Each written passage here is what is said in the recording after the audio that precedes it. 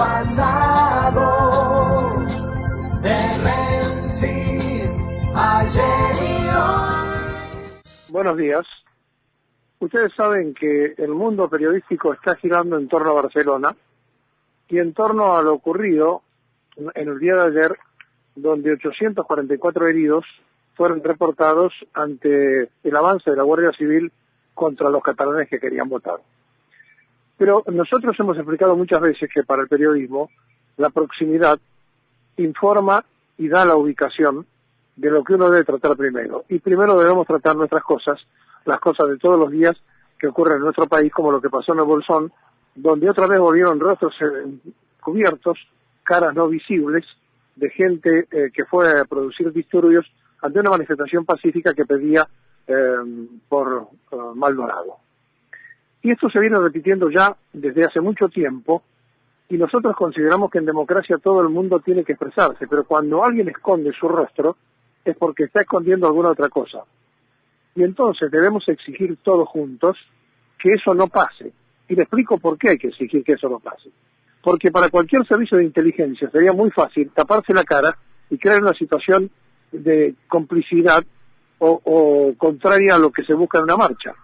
Y por otro lado, los grupos que quieren desestabilizar, que son habituales y que existen en la Argentina, que se disfrazan todo el tiempo y en distintos turnos de la democracia, habida cuenta de que parece ser que no estamos en condiciones nosotros de vivir una democracia plena, por lo que hablamos permanentemente de una democracia fraudulenta.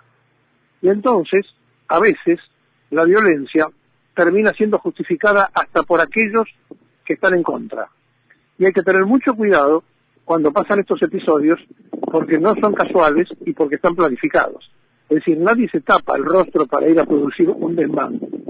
Está ocultando algo, y esa persona puede estar trabajando para un objetivo político propio, pero también puede ser manipulado y puede ser que esté construyendo una situación adversa a lo que están protestando. Dicho esto, ustedes vieron que hay una especie de ataque de peronismo en casi todos los candidatos que justamente se escondieron del peronismo armando otras cosas. Más, que ahora trata de no mostrar esto al Vícer y de peronizarse cada vez que puede, pero que habló un Frente Renovador y después del Frente Renovador lo del país, un país. Lo de el Frente Ciudadano de Cristina, donde hasta le prohibió llevar carteles alusivos a los muchachos de la Cámpora, y donde ahora dice que ella misma no es kirchnerista, sino que es peronista, porque si no parece que se sentiría devaluada. Tayana, que dijo el otro día que todo aquel que sea peronista y esté en contra de Cambiemos tiene que votar a la Unión Ciudadana o al Frente Ciudadano. Y entonces uno se tiene que detener en este análisis porque es evidente que le ha agarrado un ataque de peronismo a todos, justamente por distintas motivaciones. Tayana porque no se quiere quedar afuera, quiere ver si entra y es senador. Los muchachos del movimiento Evita que se encontraron muy mal cuando Tayana le pegó el portazo sin decirles nada y se fue, no piensan lo mismo que él. El mismo Tayana que fue echado del gobierno de Cristina porque tenía buen trato con Clarín cuando era canciller, porque salía mucho en el diario que en ese momento Clarín miente era la campaña que hacía el kirchnerismo, y que finalmente lo llamó Cristina y fue y aceptó la candidatura. Le pide ahora al peronismo que vote a una lista donde hay pocos peronistas, más allá de que los candidatos a senadores se autoproclamen peronistas, y los diputados vienen muy mezclados, hay de cada pueblo un paisano, y evidentemente le cuesta a la gente votarlo a tal punto que sacaron más los votos senadores en las pasos que los votos de diputados con corte de boleta. ¿Por qué les agarra a todos un ataque de peronismo a esta altura previa a lo electoral? En el caso de Cristina podríamos decir que ante la situación tribunalicia, nosotros dijimos hace ya mucho tiempo que Macri había elegido a los enemigos, el movimiento obrero y el kirchnerismo tribunalicio. Bueno, decíamos hace mucho tiempo de esto, que iba a llegar el momento donde se iban a mover las causas que estaban quietas. Y los jueces, que como hemos dicho toda la vida son oficialistas, lo que cambian son los gobiernos, se empezaron a dar cuenta que los votos que sacó Cristina en las PASO fueron escasamente la diferencia que marcó con Bullrich, y que a partir de que ahora podría no ganar, entonces se empiezan a activar las causas. Va a estar Vudú, vicepresidente de Cristina, estuvo debido, va a seguir estando, Gil Carbó, una jefas de fiscales adictos, todo esto en esta semana, por lo cual se vuelven a mover todas las partes judiciales a los efectos de que la política se vuelva a mezclar con aquello de que mirá lo que son. Si a esto se lo peroniza, la sociedad no peronista va a decir los peronistas son todos iguales, son todos delincuentes, son todos los que van a tribunales. Entonces hay que tener mucho cuidado cuando se asume la peronización en un momento electoral o preelectoral, después que se hizo todo un esfuerzo para decir que era otra cosa. Y vale la pena marcar estas situaciones, después que cada cual vote quien quiera y haga lo que le parezca. Pero la sensación que uno tiene es que están no sintiendo el peronismo, sino cobijándose en ese movimiento de masas tan enorme que puede permitir que alguien que termine judicializado y preso por una causa de delito, la pueda transformar y decir que es una bandera política, y detrás de esa bandera política encuadrar entonces una parte de la sociedad. Me parece que estas cosas las vamos a seguir viendo, porque el peronismo está en estado de asamblea, y a partir de esta situación que se produce, no existe posibilidad alguna de que lo electoral en este tiempo le sea favorable, porque están dispersos. Hay peronistas que van a votar en contra de Cristina, entonces votan a cambiar, pero una gran confusión. Hay peronistas que van a votar la boleta oficial del Partido Justicialista y votan quien se quedó dentro del PJ, más allá de cualquier otra discusión, que es Randazzo.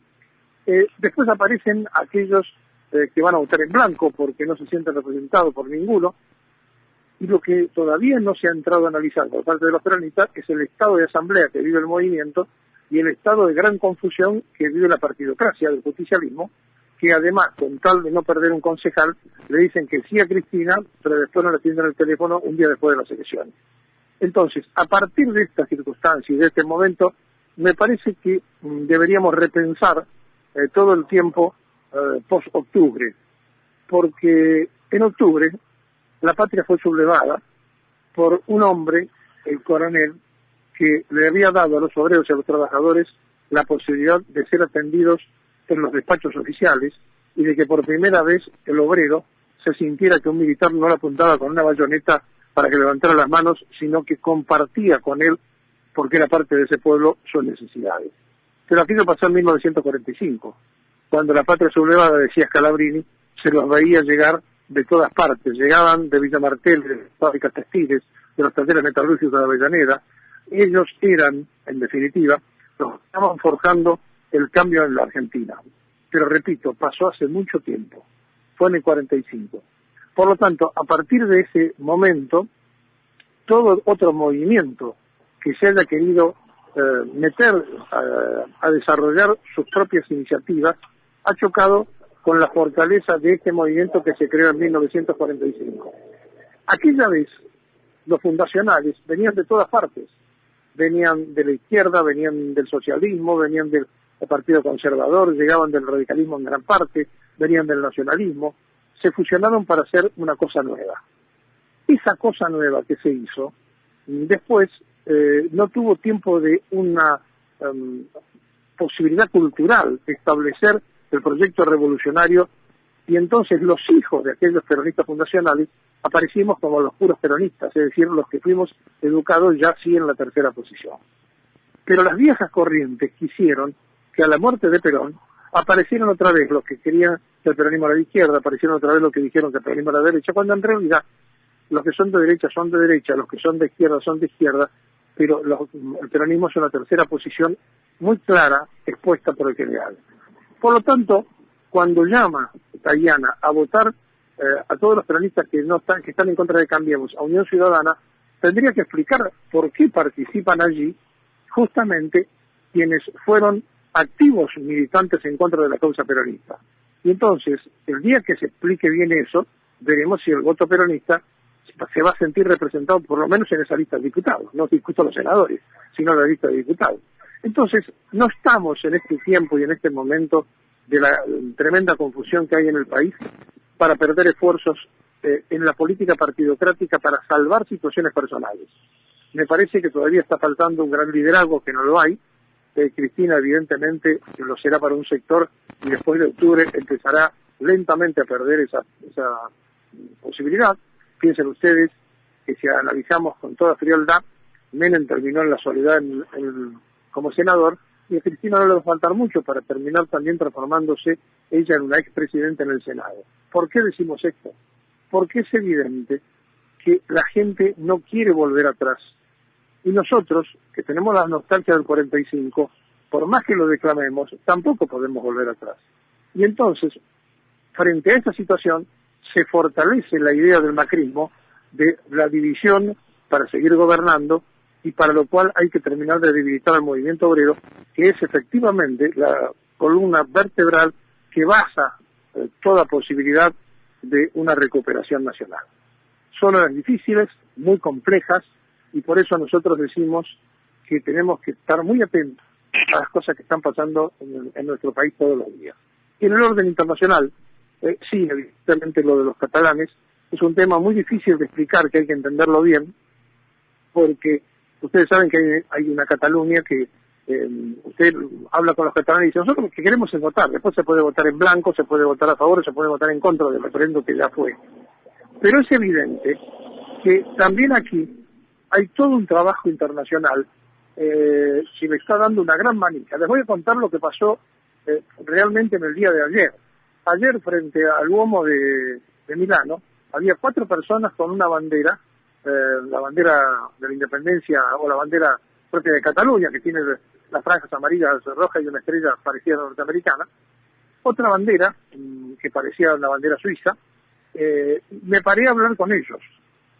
Uno me habló en portugués, que fue el que me contestó. El que tenía cara de español no habló y se fue, y los otros 2 no entendían nada de lo que estaba hablando porque eran italianos. Entonces, esas 4 personas, que se fueron fotografiadas y salieron, y la gente que estaba allí en la plaza, evidentemente se les acercó porque llamaron la atención, estaban representando nada más ni nada menos que algo que sí es una novedad, y que es lo que está ocurriendo en Lombardía, en Italia. ¿Y cuál es la novedad? Que están queriendo hacer también un referéndum para independizar el norte de Italia de Roma y del resto de Italia. Es decir, la parte rica de Italia la quieren independizar. Y hay un referéndum para el día 20, o 22, perdón, de este mes, que están llamando con carteles en la vía pública para hacer un referéndum por la independencia de Lombardía, es decir, de Milán, incluyendo toda la Lombardía. Por lo tanto, lo que está pasando en Cataluña no es un hecho solamente español, sino que, le repito, están ocurriendo cosas a nivel internacional que son muy interesantes para estar estudiando ya. Bueno, lo que ha anunciado el jefe de Cataluña, Carles Puigdemont, es que va a declarar la independencia, porque ¿cómo era esto del referéndum? Que si la gente votaba por la independencia, en 48 horas se decretaba la independencia. Bueno, ¿qué dice Rajoy? No existió el referéndum, no se hizo. ¿Qué dicen los catalanes? Se hizo y 2 millones votaron a favor de la independencia. Ojo con esto, porque si declara la independencia, la deuda que tiene Cataluña con el Estado Nacional Español, con el Reino de España en general, es de 64.000 millones de dólares. Y por lo tanto, es uno de los problemas más serios que tiene Cataluña. Declarando la independencia, no le pagarían. Y a su vez, Madrid no cobraría ese dinero que le debe. Cataluña produce gran parte de la riqueza española, pero es el tercero en el PBI. O sea, el PBI de los Países Bajos y de Madrid es superior al catalán. De todas formas, es una situación que hay que seguirla muy de cerca. Acaba de comprar aviones de combate a Estados Unidos, el responsable del gobierno español, Rajoy, por 6.000 millones de dólares, y eso ha hecho que Estados Unidos esté a favor de que no se divida Cataluña, pero repito, hay que estar muy atentos con lo que está pasando en España, porque esto de Italia también es una novedad, y nosotros, cuando decimos que en la Patagonia hay televisionistas, no estamos viendo una película, les estamos anticipando lo que está ocurriendo en todo el mundo, donde el fraccionamiento viene. Obviamente que en Europa hay otros antecedentes muy distintos a los que puede haber en nuestro suelo, pero atención con lo que está pasando. Esto es, para entender, un hecho periodístico internacional, el de Barcelona. Pero en lo nacional, háganme caso, analicen por qué les agarró un ataque de peronismo a todos.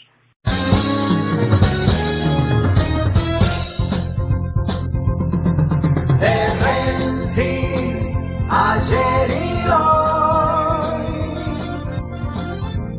aprendiendo del pasado de Menzies ayer y hoy. Ustedes saben que en la historia argentina los vicepresidentes han tenido dificultades casi constantes con los presidentes de la República. Pero eran, por lo general, enfrentamientos políticos, falta de coincidencias y situaciones muy puntuales. Pero lo que hoy se va a vivir, a partir de las 9:30 de la mañana en Comodoro Pi, es la presentación del vicepresidente de Cristina Fernández de Kirchner, cuando tenga que presentarse en la planta baja para un juicio oral por el intento de comprar chipones cartográfica para imprimir nada más ni nada menos que billetes, porque esa imprenta, junto con la de la Casa de la Moneda, eran las únicas que podían imprimir los pesos argentinos. Cuando Amadou Boudou fue nombrado vicepresidente de la República y lo anunciaron en la residencia presidencial de Oligo, los muchachos de la cámpora le gritaban: portate bien, que sabemos que venís de la UCD. Pero además de ese canto político, para marcar alguna diferencia, este muchacho había sido ministro de Economía de la presidenta saliente y además había sido responsable de manejar parte de la CES y venía con antecedentes no muy gratos a su favor cuando cumplió funciones de secretario de Hacienda en el municipio urbano de La Costa, donde allí hizo un plan de viviendas que no entregó y una cantidad de gente se sintió defraudada. Y la pregunta a esta altura es, cuando uno coloca a una persona para que lo acompañe en una fórmula, y siendo presidenta de la Nación, obviamente maneja todos los resortes del poder. Era para decirle entonces a la CIDA en aquel momento: che, dame bien los datos de Amadou Boudou porque lo voy a colocar de vicepresidente. O sea, no se puede alegar inocencia ante el nombramiento en la fórmula de un vicepresidente. 9:30 de la mañana se va a sentar para un juicio oral Amadou Boudou. Un hombre que, además de ser vicepresidente de la Nación y de venir de las huestes del Sogaray, hizo todo lo posible para congraciarse con los muchachos de la cámpora que nunca lo aceptaron, y últimamente terminó casi raliado, haciendo casi un núcleo político con Luis de Lía. 4 pisos más arriba, pero media hora después, otra vez se va a presentar el ministro principal de la presidenta Cristina Fernández, Julio De Vido, para responder sobre el millonario manejo del gas licuado que tendrá que explicar, y también se empieza ya la causa que se tiene que notificar sobre el río Turbio. Es decir, el kirchnerismo tribunalicio, tal cual lo anunciáramos hace mucho tiempo nosotros, comienza a darle frutos con rédito político al gobierno de Macri. Porque es evidente que la presidenta dijo que había habido corrupción en algunos funcionarios que tendrían que pagarlo y dar explicaciones, pero ella no puede ignorar que la corrupción estaba en el que le correspondía suplantarla a ella cuando viajaba, o sea, en la segunda máxima autoridad o en el principal ministro de todos los que tuvo. Por lo tanto, aquí se encierra una situación para aquellos que se han encerrado en el kirchnerismo duro y firme, donde dicen, bueno, si hubo corrupción también lo hay ahora, queriendo convocar a las corrupciones de ahora y a las de antes como si fuera una carrera entre ver quién es más corrupto, como si cualquier rasgo de corrupción no tendría que ser absolutamente combatido. Esto es, entonces, puntualmente, algo que nosotros tenemos que manejar y que tenemos que pensar seriamente cada vez que nos ponemos a relacionar en cada uno de los casos, cuando se analiza de qué forma se completa el voto ciudadano. Es decir, cómo se nos lleva a la urna diciendo que tal cosa puede ocurrir, pero los que integran una lista o los que resultan electos pertenecen a otro sector político del pensamiento, o lo que es peor, siendo del mismo sector político, como el caso de De Vido, que nadie puede discutir que sea peronista, termina prácticamente en un show frente a la justicia, donde tiene que aparecer todos los días dando alguna clase de explicaciones. Él kirchnerismo tribunalicio le da entonces al macrismo la gran fuerza para decir, o vuelven ellos o seguimos con el cambio. Y resulta que el que iba a ser candidato a diputado nacional en primer término y se abortó por un escándalo que hubo también de corrupción durante el gobierno de Macri en la ciudad de Buenos Aires, Fernando Niembro, el periodista deportivo, que parecía estar totalmente arreglado, vuelve ahora a fojas ceros porque la Cámara Criminal de la capital determinó que hay que volver a estudiar el caso de Fernando Niembro porque hay atisbo de corrupción y que lo que hizo el juez en primera instancia, que le había dado por terminado diciendo que era inocente de esa corrupción, lo dieron por no válido, le revocaron la libertad que se había dado en ese juicio y quedó otra vez entonces Fernando Niembro bajo sentencia, bajo investigación, en una demostración de que está absolutamente todo por verse en una Argentina donde quién iba a encabezar la lista de diputado nacional, un periodista deportivo muy amigo de Macri, pero que tuvo ahora la asistencia del presidente de Boca, que lo quiso ayudar con un juez, pero que la Cámara Criminal de la ciudad rebotó y mandó hacia atrás. Por eso estamos viviendo tiempos y momentos tribunalicios que hacen daño a la política en serio y que destruyen objetivamente las cosas que uno tiene que tener presente en el momento de elegir. Por eso es difícil, es casi absolutamente imposible tener una opinión clara cuando uno pasa por cada momento de lo que la justicia está estableciendo con una lentitud pasmosa. Es decir, un juez que dice Niembro es inocente y la Cámara que dice se revoca todo el fallo porque hay pruebas de corrupción. ¿Qué hacemos? ¿Dónde nos paramos? ¿Cómo tratamos hoy por hoy de explicarnos a nosotros mismos la Argentina que queremos hacer? Y mientras tanto, mientras estas noticias abundan y un loco mató la cantidad de gente que mató en Las Vegas, nos encontramos frente a situaciones tan increíbles como las que hoy, al dar una noticia de esta situación, tenemos que hablar que tenía 64 años, después se suicidó, un hombre que termina matando a una enorme cantidad de personas y hiriendo a otra enorme cantidad en el crimen y la masacre en los Estados Unidos más grande después de las Torres Gemelas. 59 muertos, 527 heridos en Las Vegas, donde Stephen Paddock, que quedará en la historia, como un criminal seriado, termina de transformar esto, que es una noticia absolutamente de sangre y policial, en la tapa de todos los diarios del mundo. Es decir, que la corrupción, el crimen, el exceso de armas, la droga, las bebidas, la prostitución, parecen pertenecer a un mundo muy diferente al que se habitó en el siglo XX. En este siglo XXI, todos los días tenemos una noticia de esta envergadura y de este tipo. Pero no hay que descuidar con estas noticias las que importan para el ciudadano de a pie, para el que vive todos los días. Y por ejemplo, en el mes de septiembre, la Argentina tiene una balanza deficitaria con el Brasil porque nosotros hicimos importaciones por 1.431 millones y solo le vendimos a Brasil 825 millones de dólares, por lo cual tenemos otra vez una balanza negativa en el principal socio. Atención con este dato, porque con Brasil y con China son los negocios más grandes de Argentina de importación y de exportación.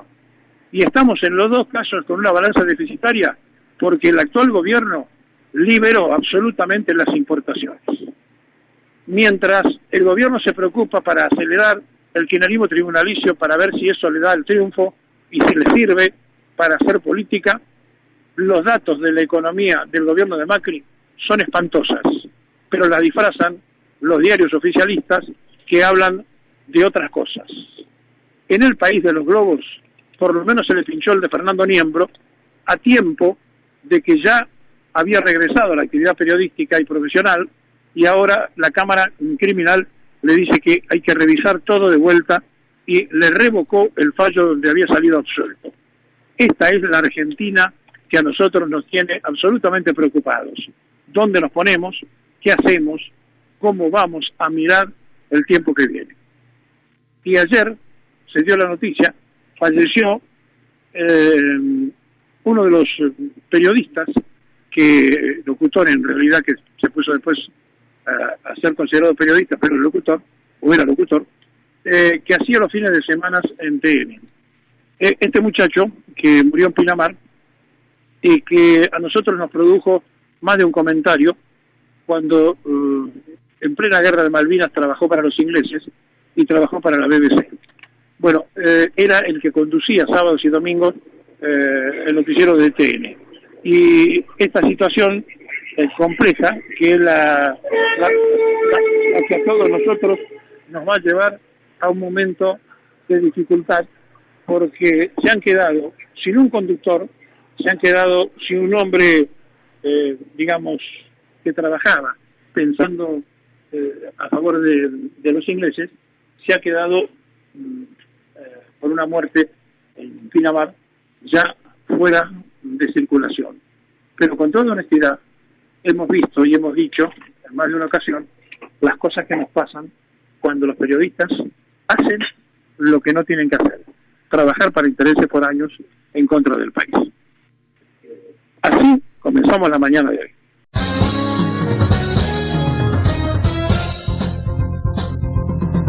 De Rensis, ayer y hoy, aprendiendo del pasado. De Rensis, ayer y hoy. Ustedes saben que ayer se reunió el confederal de la CGT en la fraternidad y resolvieron, tal cual este programa lo había anticipado que iba a ocurrir, no efectuar ninguna medida de fuerza previo al acto comicial que se va a efectuar dentro de unos días en todo el país.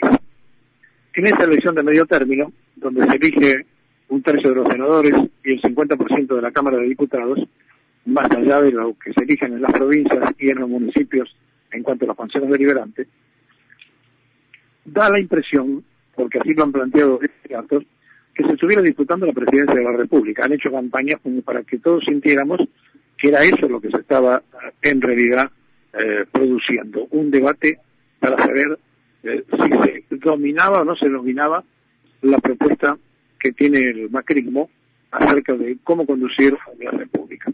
Ayer en San Miguel, Sergio Massa hizo por primera vez dentro de todos los candidatos una reflexión sobre el endeudamiento y habló de que hay que buscar la manera de que el Congreso no le autorice el aumento del endeudamiento que ha pedido el Poder Ejecutivo Nacional, porque dijo él que desde que asumió el macrismo, y si se aprueban los 48.000 millones de ampliación de endeudamiento que pidieron, de dólares, va a estar el país en una deuda de 120.000 millones de dólares más desde que Cristina se fue y llegó Mauricio Macri. Y hoy se cumple un aniversario que es histórico, porque fue la primera vez que hubo un debate de los candidatos presidenciales en Argentina, ocurrió en el 95, y fíjense ustedes que se promovió dentro del gobierno de Cristina Fernández de la misma forma que se sacaron las pasos dentro de ese gobierno.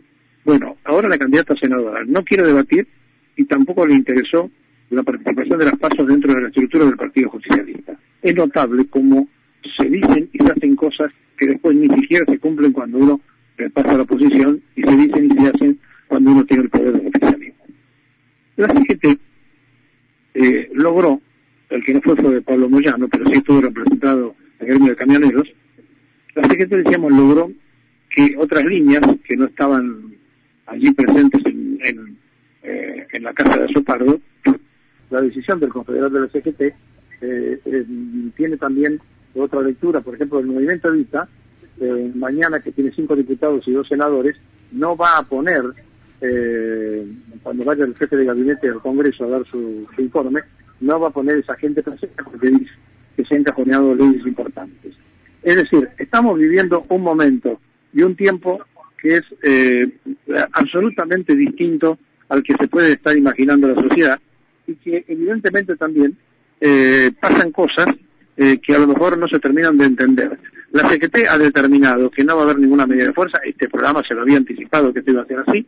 Los movimientos sociales han conseguido la implementación de la ley, y va a decir mañana el jefe de gabinete que nunca se invirtió tanto en el asunto social como en este gobierno, y finalmente habrá otra clase de manifestaciones, como decíamos ayer cuando comentábamos y hablábamos con Fierro, que son otras protestas, otra clase de preocupaciones que tiene otro sector de la sociedad argentina.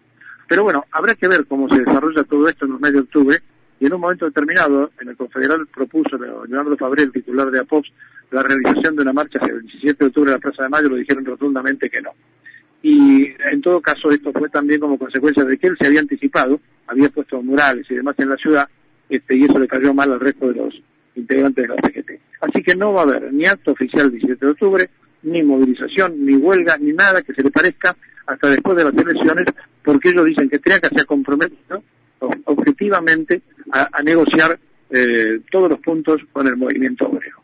Así que esta es la Argentina de este tiempo y de este momento, con un gobierno que con el kirchnerismo tribunalizo por un lado, y con algunos dirigentes sindicales detenidos y con el apriete que está haciendo a otros dirigentes sindicales que probablemente tengan muchos problemas, ha resuelto esta medida. Y hay que observar algo. Ayer estuvieron Luis Barrio Nuevo y Antonio Caló, cosa muy extraña, ¿no? Hubiera faltado Hugo Moyano también allí para hacer el triunviro que terminó unificando a la CGT. Así que todo eso pasó ayer en la fraternidad, donde ustedes saben que tanto Maturano como el titular de la UTA, Roberto Fernández, son fundamentales para cualquier paro, cualquier medida, porque son los que paran el transporte. Bueno, se eligió hacerlo en el teatro que está enfrente del Congreso Nacional, allí sesionaron y reiteramos, no habrá ninguna medida de fuerza.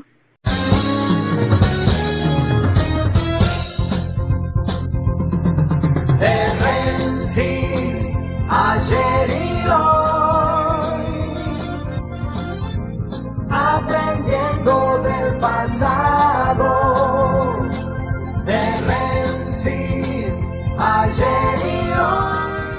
Mientras en el país se habla de la presencia de los presidentes de Paraguay y de Uruguay, que se reunieron con Macri junto con el titular de la FIFA, Infantino, y con el titular de la Confederación Sudamericana, Domínguez, la verdad que pasan otras cosas que no tienen tanta discusión ni tanta atención del soberano, del público o de su propio pueblo. Y uno de estos datos, que no se pueden descuidar, tiene mucho que ver con el futuro al que está apostando el país para organizar una Copa del Mundo, habida cuenta que hemos batido todos los récords de endeudamiento en un año, superando a países como China o Rusia en el monto de lo que se endeudó. Efectivamente, Bloomberg, la agencia norteamericana que informa sobre movimientos financieros, dice que desde el año, del primer día del año pasado, del 2016, hasta el 18 de septiembre del 17, la Argentina marca que es la que va en vanguardia, la que va en punta, con el movimiento de deuda que ha logrado para su país de todos en el mundo los que han pedido plata para incrementar su deuda. Y el país ha aumentado su deuda en 41.921 millones de dólares, mientras que, por ejemplo, los chinos, y usted haga cuenta que son 1.500 millones de habitantes, se endeudaron en 39.675, o por ejemplo los rusos, que se endeudaron en 13.143 millones. Nosotros, 41.921 millones de dólares. Este grueso capítulo del endeudamiento, que está quizá motivando que se reactive el foro de la deuda externa para tener información y para suministrar esta misma información a aquellos que de una o de otra manera pretenden estar informados, pero por sobre todas las cosas para que nuestros legisladores se ocupen y se preocupen, dan cifras de un pasivo de la República en una balanza totalmente negativa en cuanto a importaciones y exportaciones, y por lo cual todo está reducido a comprar más deuda para poder pagar los vencimientos de la deuda. Es decir, no se está generando dinero genuino para que ninguno de nosotros pueda pensar en organizar una Copa del Mundo. Pero pasó. pasó eso, Argentina está hablando de una Copa del Mundo, ustedes piensan que Brasil quedó tecleando después de la Copa del Mundo, pero los brasileños consiguen su endeudamiento a un costo financiero y de intereses menor que el argentino, que paga una de las usuras más grandes en todo el mundo, y por eso en el planeta se pelean para prestarnos, porque saben que el país puede responder con sus riquezas y están absolutamente seguros que van a perpetuidad a cobrar intereses. Y si no, recuerden ustedes que este gobierno, el de Macri, ya firmó un bono a 100 años de deuda, igualito al que se hizo en la época de Rivadavia. Parado frente a esta realidad, la que se esconde con otras cosas, la que se tapa con otras cosas, nos entretenemos con cuestiones que son evidentemente importantes para el deporte, y seguramente si esta noche Argentina pierde en el estadio de Boca, como le pasó alguna vez en el 70 y quedó eliminada, la tristeza y lo que los periodistas deportivos se van a despachar no solamente va a ser tributo de ellos, sino de toda la sociedad. Y si gana, van a sonreír todos. Por eso la prensa de Perú, en la mañana de hoy, ha publicado ya que el partido puede estar arreglado, que hay mucha influencia, que Fantino habló a favor del fútbol argentino, que está el presidente de la Confederación Sudamericana, que otra vez dirige un brasileño. Bueno, es decir, los peruanos se cubren. Y la verdad, respetando absolutamente a todos, debemos recordar la cantidad de goles en el 78 que se le hizo a Perú, que eran imprescindibles para clasificarse, y debemos recordar también las cosas que nosotros hicimos con los peruanos, el país más sanmartiniano de América, y el que en el episodio de Malvinas nos ofreció sus propios pilotos, que estaban dispuestos a dar la vida para pelear por la Argentina, que no sabían cómo parar los militares argentinos porque se venían con aviones y todos, e incluso algunos aviones peruanos fueron pintados con la bandera argentina. Mientras Chile trabajaba para los ingleses, Perú dio todo por la Argentina. ¿Cómo le pagamos? En un laudo que teníamos que ser el país garante de la paz entre Ecuador y Perú, le vendimos armas a Ecuador. Así somos, así nos va, y seguramente esta noche, confundiendo todo como habitualmente ocurre, silbarán al himno de Perú como para intimidar a los que son los jugadores de fútbol, los que van a salir simplemente a un hecho deportivo. Digo esto antes de que pase, porque generalmente ocurre de la misma forma que los uruguayos silbaron el himno argentino, y de la misma forma que nosotros a lo mejor hacemos con los brasileños. Hoy se va a escuchar esta noche el silbido en contra del himno peruano, sin saber siquiera los que están silbando que la patria no es un partido de fútbol. Frente a estas cosas que nos ocurren todos los días, les informamos para que se vayan preparando que ya se dispuso un aumento del gas del 40% para el mes de diciembre, y que antes van a aumentar las naftas y la electricidad, y que además, en este ir y venir constante y permanente de la política, la fiscal de la República, Lilita Carrió, la que tantas veces la acusó y pocas veces probó, esta vuelta ha hecho un escándalo en la interna de su propio frente político, donde están desesperados porque se cayó Joana Pizzetti. ¿Quién es Joana Pizzetti? Una asesora de AISA, una mujer que tiene 37 años y que la habían colocado como candidata número 8 a diputada nacional en la lista de la ciudad de Buenos Aires, que si se repite la elección que hicieron en las PASO, seguramente sería diputada nacional electa, y que entonces Carrió la quiere bajar, le pidieron la renuncia, ella dijo que iba a renunciar, pero resulta que estaba comprometida como dirigente juvenil a una conferencia del Grupo de los 20 que se está realizando en este momento en Francia, en Envian, y allí ella viajó desoyendo los pedidos de la Casa Rosada, que incluso quisieron cancelar el pasaje, pero ella ya había hecho el check-in necesario y se subió al avión. Hubo un escándalo porque lo mandaron al que lo había propuesto. ¿Quién era el que lo había propuesto? Colelio. ¿Quién es Colelio? Un asesor de Frigerio. Es decir, el mismísimo ministro del Interior aquí quedó mal parado ante que ellos fueron los que ofrecieron una diputada que está denunciada por su ex marido de maltrato a sus 3 hijos. Ella dice que es inocente, la justicia la declaró inocente, pero Carrió dice que le cree al marido y que lo suficientemente como para que moralmente no pueda estar en la lista que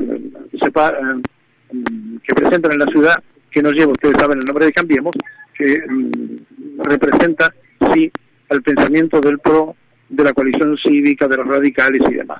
Así que estamos metidos en un brete porque evidentemente, también por catadura moral, ellos ahora dicen que han descubierto antes y apenas lo han descubierto, lo han denunciado y que esto es sano, pero la inhabilidad moral, la misma que le querían aplicar a Debido, se la podrían aplicar a esta diputada. Lo cierto es que cuando llegó a Ezeiza, Colello, el asesor de Frigerio, para decirle renunciar antes de viajar, bajate del avión, le dijo que no, y a su vez le había dicho tanto a Frigerio como al vicejefe de gabinete del gobierno de la Ciudad de Buenos Aires, a Santilli, a los dos le dijo que era inocente y que no pensaba renunciar. Un escandalete en las filas del oficialismo en la propia capital, donde la gente que va a votar la lista de Carrió tiene que saber que lleva un cazaperonista como Fernando Iglesias, un hombre que se ha dedicado toda su vida a defender los intereses británicos y que ahora va a volver a ser diputado después que se había peleado con la propia Carrió y que por eso había dejado de participar activamente en la Cámara, donde la misma Carrió lo había dejado en su momento. Así estamos, esperando el partido de las 8:30 de la noche, pero pensando seriamente en las otras cosas que se mueven, como que Argentina encabeza el ranking en un año de los países que más dinero pidieron en el mundo financiero para endeudarse.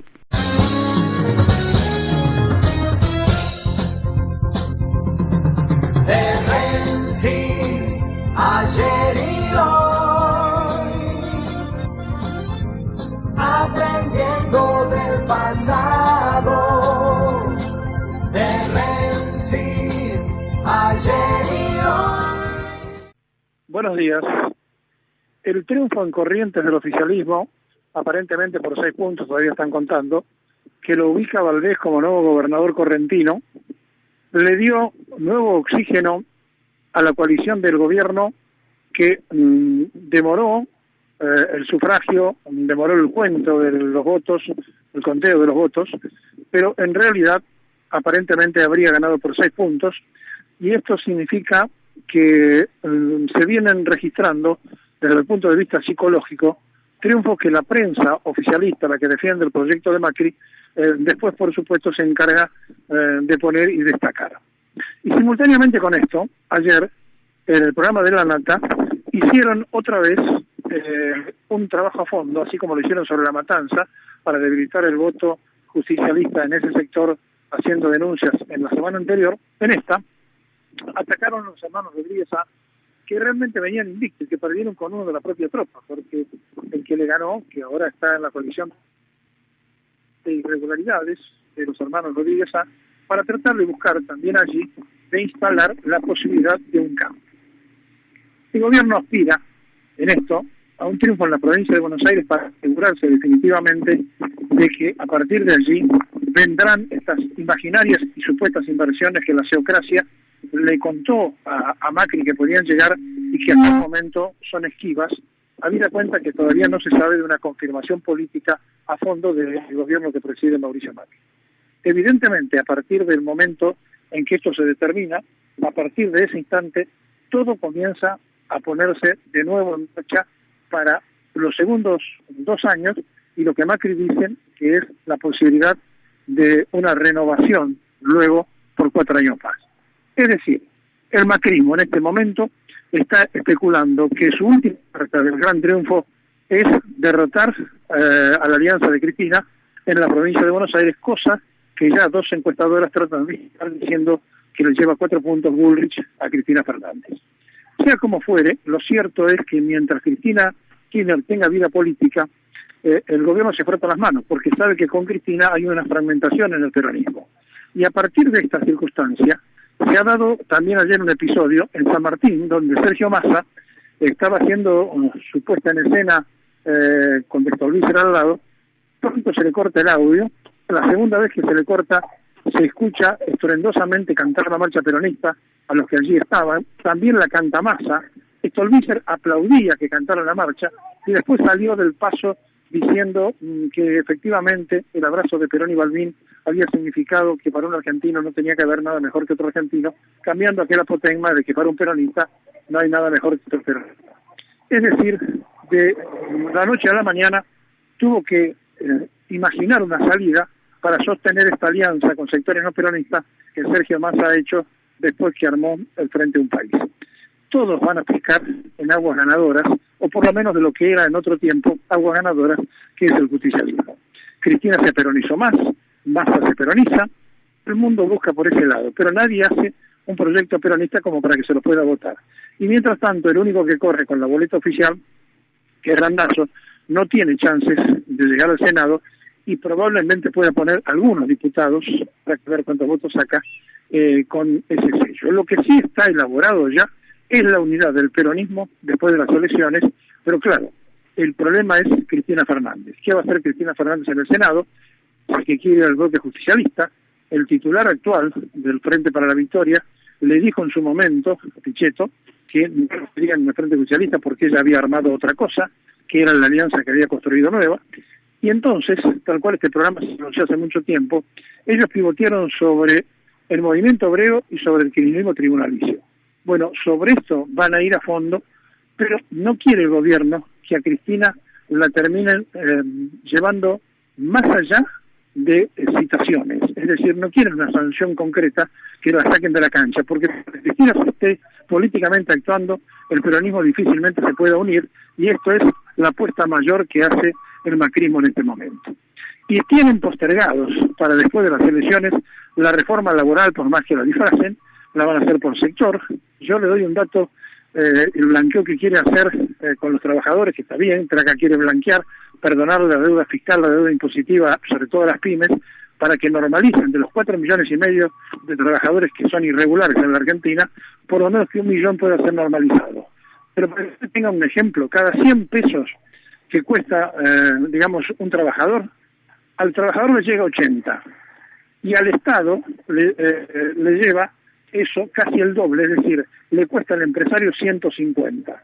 Por más que se haga un blanqueo, ¿cuántas pymes están en condiciones de verdad de ponerse a pagar impuestos al otro día una vez que blanqueen su situación, por más que le perdonen la parte impositiva y por más que le perdonen la parte que hace a los aportes no hechos o no realizados? Así que todo está por verse. Y si esas medidas fueran tan positivas, tanto la reforma impositiva, la reforma laboral, el blanqueo de los trabajadores y demás, las anunciarían ahora, preelectoralmente. No las dejarían para después de las elecciones. Por lo tanto, no deben ser tan buenas para el conjunto de la sociedad, porque si no la utilizarían y sería una forma de arrimar más votos a lo que parece ser un triunfo en todo el país del oficialismo que ayer se reafirmó en Corrientes.